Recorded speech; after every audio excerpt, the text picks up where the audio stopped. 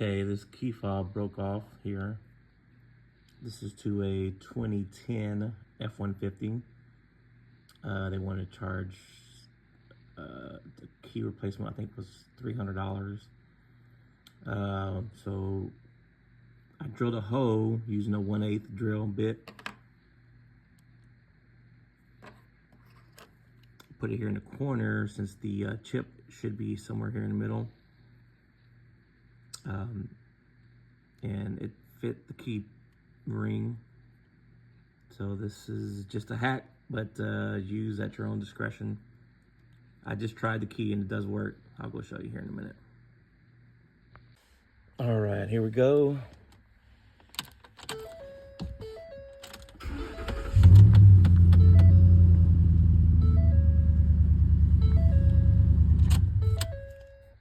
Good to go. You're welcome.